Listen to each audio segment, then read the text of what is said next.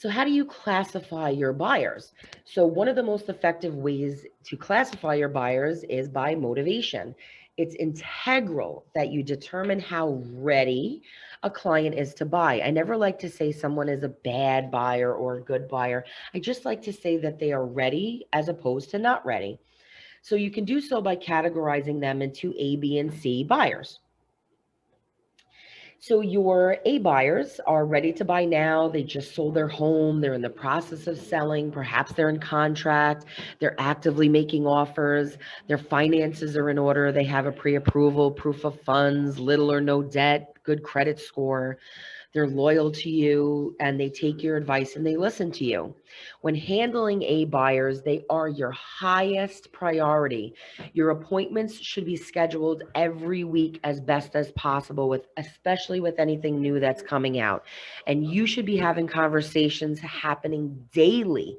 At the most every 2, do not let it go any longer than 3 days.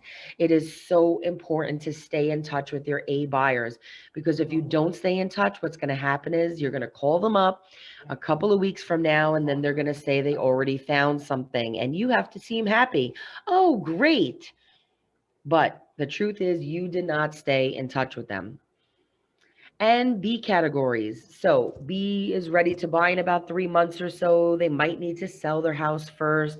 They need a pre-approval and you have to connect them with the lender. They're getting a gift and they didn't receive it yet, or they need to put the cash in the bank.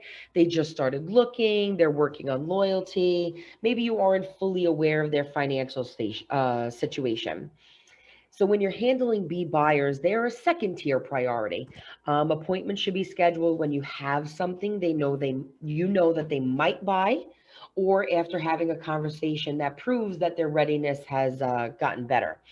And conversations should be happening every couple of weeks to every month. And then you have C buyers. So these buyers may be ready to buy in 6 months or a year, will buy if the right thing comes along. They're not in a rush. They're not making offers or make super low ball offers. Perhaps their finances are not in order. They're not enough down payment, not enough reserves, bad credit, lots of debt. Maybe they're not loyal to you. So basically, a C buyer is just, they're not really a priority. They're not, trash, but they're just not on the highest priority. You can set appointments, when you know that they're ready to buy or when you have a good conversation with them. Um, or perhaps they had really, you know, specific criteria and there's their dream house came up.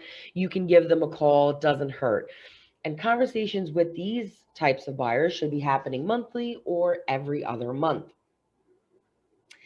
B and C buyers are not less important than A buyers. Their needs are still paramount no matter what category they fall under.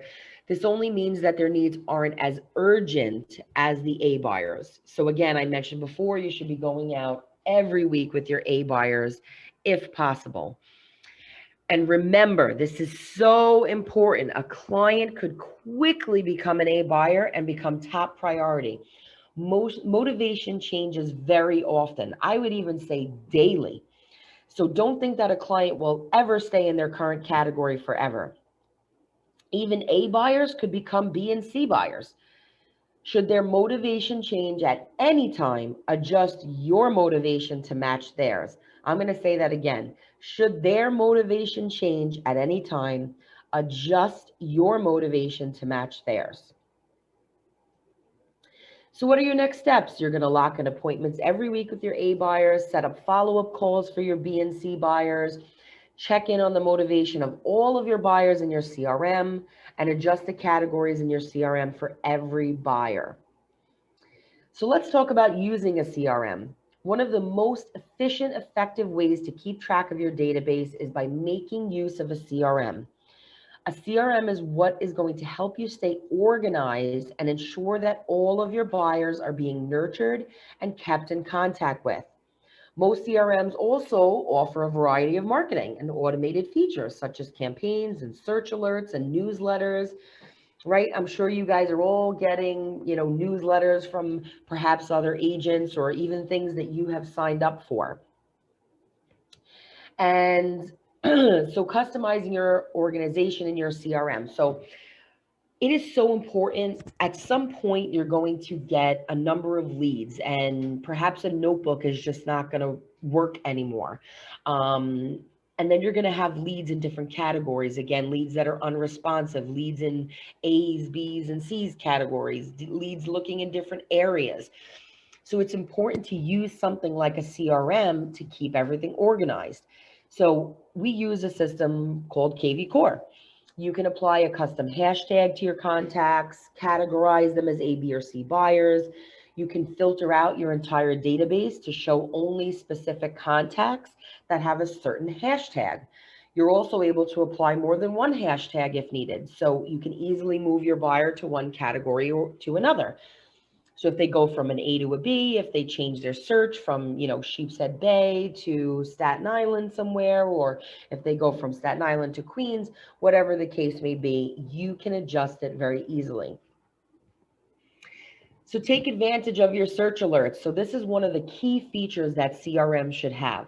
So search alerts or property alerts, such as in KV Core, are a crucial feature to make sure that you're using when you're working with a buyer. So you're able to set up certain parameters that suit your buyer and have properties that match their criteria automatically sent to their email. So in KV Core, you can set up 2 search alerts in case the buyer is looking in more than one type of property or more than one area. You can also customize how often the buyer is receiving the alert. So let's say that you're setting it up. You want to set it up for, anywhere in Staten Island. You can do zip codes, you can do neighborhoods, whatever you need to do. You're looking for a specific number of bedrooms, at or below a certain price range. And then again, how often you want to send it to them. So you want to make sure that this is so important because it's going to send to them instead of them having to look for the properties. And the automated follow-up with smart campaigns. So this is beautiful. It can be very, very difficult for you to manually follow up with every single buyer in your CRM. Again, when you start getting into the hundreds or thousands of leads. In KV Core, you're able to put your clients on a smart campaign. And with these smart campaigns, the system will do automated touches. It will remind you when you need to call or follow up yourself. You're able to see exactly what texts and emails are being sent automatically to the client, and therefore you can add or delete future touches or edit existing ones.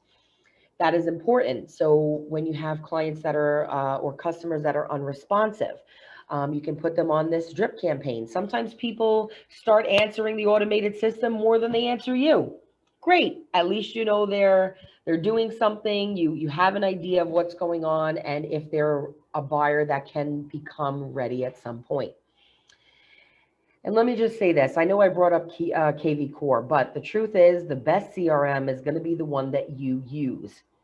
It doesn't matter if the CRM you use has all the best fancy features. If you're not using it, it won't do you any good.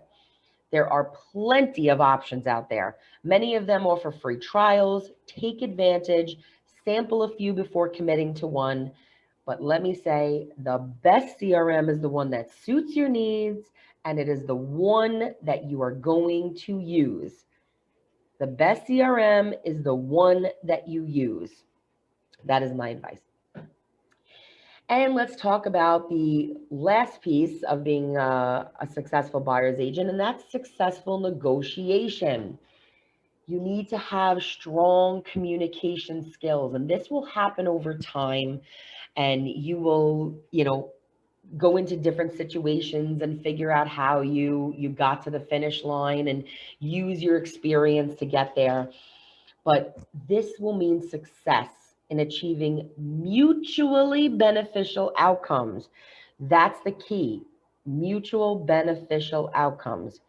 You cannot leave it to chance and just say, oh, well, I'll see what happens, or I'll let the lawyers handle it. No. There will always be a level of emotion on both sides when you're negotiating, either for your clients or for yourself. To be a great negotiator, it requires preparation and skill. Each negotiation will be different, but there are vital keys to help guarantee success. So let's look at some of those tips. So number one, you want to do your research. Before every negotiation, you want to prepare your strategy based on the knowledge you've gained right from the beginning of the relationship. We talked about this already, right? The motivation, the dream, all of that. Define your ideal outcome. Define the steps you will take to move both parties towards the outcome. So here's your questions. What personalities are you dealing with? Who do you think is the decision maker? What were the non-negotiable points? In which areas is it likely that concessions might be possible? How are you going to handle any emotional outbursts? What could be a win-win situation for both sides? And what has happened so far? Dealing with certain personalities, you need to make sure that you're handling and saying the right words to each person. Again, who is the decision maker? If you're not talking to the decision maker, you could be wasting your time. And then did you ever play telephone, right? You say something and then it goes to the next person, it goes to the next person, and then it doesn't even sound like what you said. So it is important to speak directly with the decision maker. There may be some non-negotiable points. Make sure you know that. Reiterate that. But there also will be some areas where there's some concessions can be made. Remember, as we said before, emotions. This is relationship-based business means there will be emotions in play.